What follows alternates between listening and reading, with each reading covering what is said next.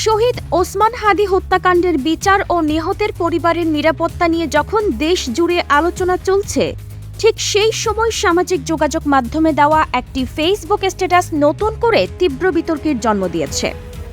সেই স্ট্যাটাসকে কেন্দ্র করে সামাজিক যোগাযোগ মাধ্যম উত্তাল হয়ে উঠেছে এবং নিহতের মেজ ভাই শরীফ ওমরের ভূমিকা নিয়ে ব্যাপক প্রশ্ন ও সমালোচনা দেখা দিয়েছে। অনেকেই তাকে স্বার্থপর হিসেবেই দেখছেন। গতকাল শরীফ ওমর নিজের ফেসবুক অ্যাকাউন্টে দেয়া একটি স্ট্যাটাসে দাবি করেন তিনি ওসমান হাদির ভাই। এমন প্রমাণস্বরূপ একটি ছবি তিনি পেয়েছেন। একই পোস্টে তিনি আরও লিখেছেন, হাদির যা কিছু ছিল তা অন্যরা নিয়ে নিতে পারে, এমনকি তার স্ত্রীকেও, তবে যেন তার সন্তানকে তার কাছে দিয়ে দেওয়া হয় এবং তিনি তাকে নিয়ে যুক্তরাজ্যে চলে যেতে পারেন নিরাপদ বসবাসের জন্য। পোস্টটি প্রকাশের পরপরই তা দ্রুত ছড়িয়ে পড়ে এবং তীব্র প্রতিক্রিয়ার সৃষ্টি করে। ওই স্ট্যাটাসে ওসমান হাদির স্ত্রী প্রকাশ্যে মন্তব্য করে আপত্তি জানিয়েছেন। তিনি লিখেছেন, শরীফ ওমর যুক্তরাজ্যে যেতে চাইলে সেটি তার ব্যক্তিগত সিদ্ধান্ত, তবে তার সন্তান ফিরনাসকে নিয়ে কেন টানাটানি করা হচ্ছে এই প্রশ্ন তিনি তুলেছেন। মন্তব্যে তিনি আরও উল্লেখ করেছেন, ফিরনাস ছাড়া তার আর কিছুই নেই এবং তিনি নিরাপত্তা ঝুঁকি সত্ত্বেও সরকারের চাকুরির প্রস্তাব ফিরিয়ে দিয়েছেন। সূত্র জানিয়েছে, স্ত্রীর ওই মন্তব্যের কয়েক মিনিটের মধ্যেই শরীফ ওমর তার পোস্টটি ডিলিট করে দেন। তবে ততক্ষণে পোস্ট ও মন্তব্যের স্ক্রিনশট সামাজিক যোগাযোগ মাধ্যমে ছড়িয়ে পড়ে, যা ক্ষোভ আরও বেশি বাড়িয়ে তোলে। অনেকেই এই ঘটনাকে অমানবিক এবং চরম স্বার্থপরতার উদাহরণ হিসেবে উল্লেখ করছেন। পরিবার ও ঘনিষ্ঠ সূত্রগুলো জানিয়েছে, ওসমান হাদি জীবিত থাকতে পেশাগত ব্যস্ততার কারণে পরিবারকে খুব কম সময় দিতে পারলেও স্ত্রী ও সন্তানের ভবিষ্যৎ নিয়ে সবসময় গভীরভাবে চিন্তিত ছিলেন। একাধিক টক শোতে কথা বলতে গিয়ে তিনি আবেগ ধরে রাখতে না পেরে কান্নায় ভেঙে পড়েন এবং ঘনিষ্ঠজনদের কাছে অনুরোধ করেছিলেন তার কিছু হলে যেন স্ত্রী ও সন্তানের দেখভাল করা হয়।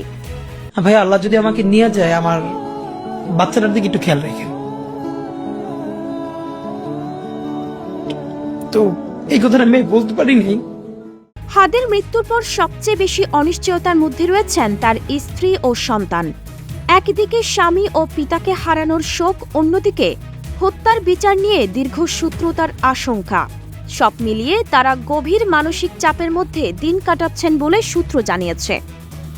এমন বাস্তবতায় পরিবারের এক সদস্যের ফেসবুক স্ট্যাটাস পরিস্থিতিকে আরও জটিল ও বেদনাদায়ক করে তুলেছে বলে মনে করছেন অনেকেই।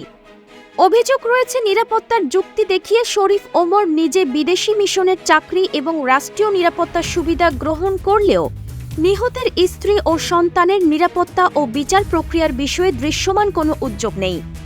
সামাজিক যোগাযোগ মাধ্যমে আলোচনায় অংশ নেওয়া অনেকে প্রশ্ন তুলছেন, যদি নিরাপত্তাই প্রধান বিষয় হয় তাহলে দীর্ঘদিন ধরে রাজপথে লড়াই করে যাওয়া অন্য কর্মীদের নিরাপত্তা কোথায়? ইনকিলাব মঞ্চের সঙ্গে সংশ্লিষ্ট সূত্রগুলো জানিয়েছে, ওসমান হাদি জীবিত থাকাকালে কখনো ব্যক্তিগত সুবিধা তিনি চাননি। তার একমাত্র দাবি ছিল হত্যাকাণ্ডের ন্যায় বিচার। তার মৃত্যুর পরও ইনকিলাব মঞ্চ সেই দাবিতে অটল রয়েছে এবং নিহতের স্ত্রী ও সন্তানের পাশে থাকার অবস্থান বজায় রেখেছে। সামাজিক যোগাযোগ মাধ্যমে চলমান আলোচনায় এখন মূল দাবি একটাই, ওসমান হাদির স্ত্রী ও সন্তানের নিরাপত্তা নিশ্চিত করা, বিতর্কিত ফেসবুক পোস্ট সহ সংশ্লিষ্ট সকল বিষয় নিরপেক্ষভাবে তদন্ত করা এবং হত্যাকাণ্ডের বিচার দ্রুত দৃশ্যমান করা। ডেস্ক নিউজ, অগ্রযাত্রা প্রতিদিন। অগ্রযাত্রা প্রতিদিন,